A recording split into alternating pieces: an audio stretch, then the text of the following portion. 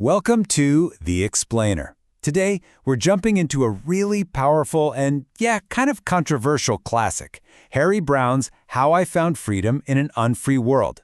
The book makes this huge, radical promise that you can live your life exactly the way you want to without needing to change the world around you. All right, let's get into it. So let's just start with a really direct question, one that gets right to the core of what Browne's talking about. Ask yourself, do you feel truly free? Like really free? Or do you feel kind of stuck, hemmed in by your job, your family, what other people expect from you, all the rules? Browne argues that for most of us, freedom is just this nice little fantasy we dream about while we're just going about our day-to-day duties. And Browne really sets the stage here by quoting Thoreau.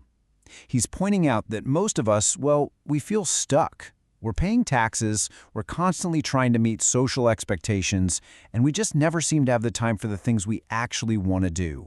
We feel unfree, right?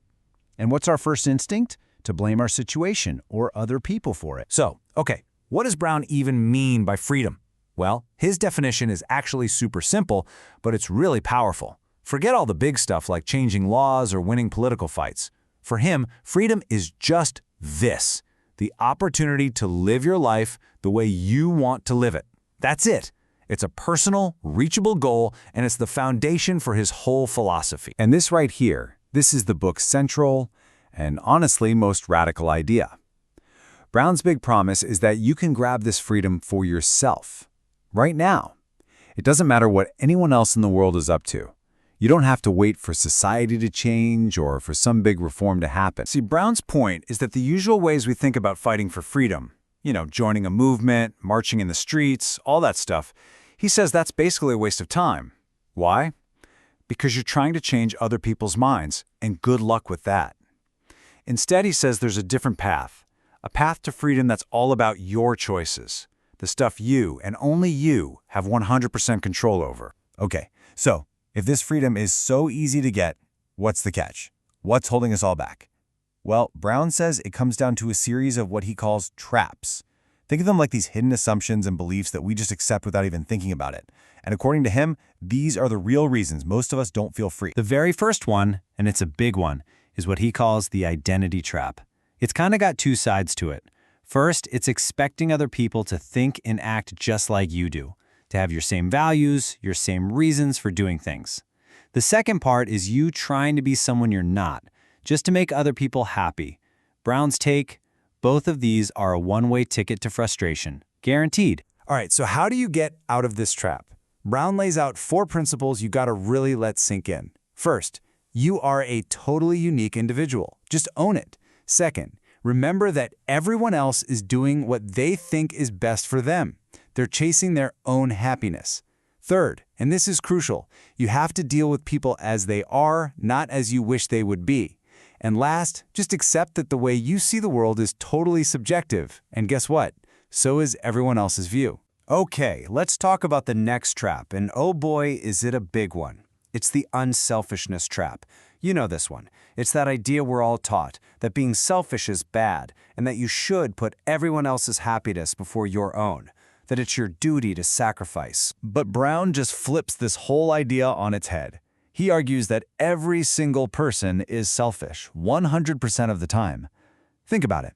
The person who gives to charity and the person who steals a wallet, Browne says they're both driven by the exact same motivation: doing what they believe will make them happy or get rid of something that makes them unhappy.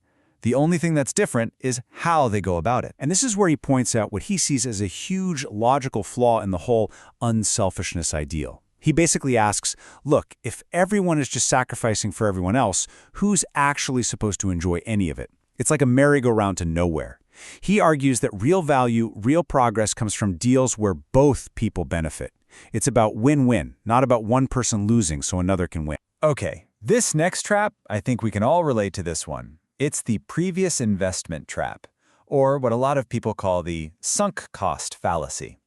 This is the thing that keeps you stuck in a job you can't stand, or a relationship that's clearly over, or holding onto a stock that's tanking, all because you think, but I've already put so much into it. Browne's point is so clear here. That time, that money, that emotional energy you invested in the past, It's gone. It's a sunk cost. You can't get it back. So the only question that actually matters right now is, what's the best thing to do with my time and energy from this moment forward? That's it. The past is irrelevant to the decision. Then there's the morality trap. This is all about blindly following a set of rules just because someone else told you to.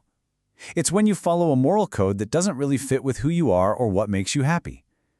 It's like you're outsourcing your conscience, letting some external authority, like society or tradition or some institution, tell you what's right and wrong for you. So Browne draws a sharp line here between two types of morality. On one hand, you've got this absolute morality from outside, which says you must obey no matter what it does to you. But he contrasts that with a personal morality. And this is really important. He's not saying don't have morals. He's saying you should consciously build your own moral code. In his framework, right is whatever brings you genuine, long-term happiness, and wrong is whatever brings you unhappiness. In your own life, you have to be the final judge. All right, so we've spent some time looking at all the traps that Browne says keep us stuck. It's a bit heavy, right? But now, let's pivot. Let's look at his actual solution. How do you break free and actually get this freedom in your real, everyday life? The whole key, according to Browne, is understanding that you always have two kinds of options. On one side, you have indirect alternatives.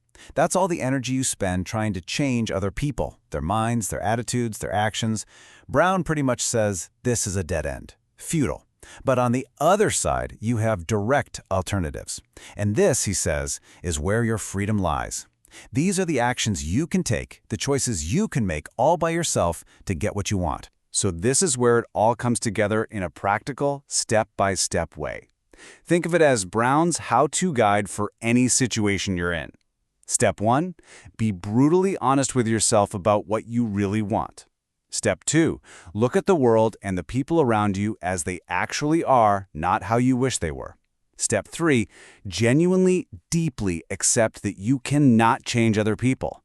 And once you've done that, step 4, pour all your creative energy into finding a way to get what you want that depends only on you. Okay, so when you put all of this together, avoiding the traps, focusing on direct action, it all builds to one single powerful conclusion.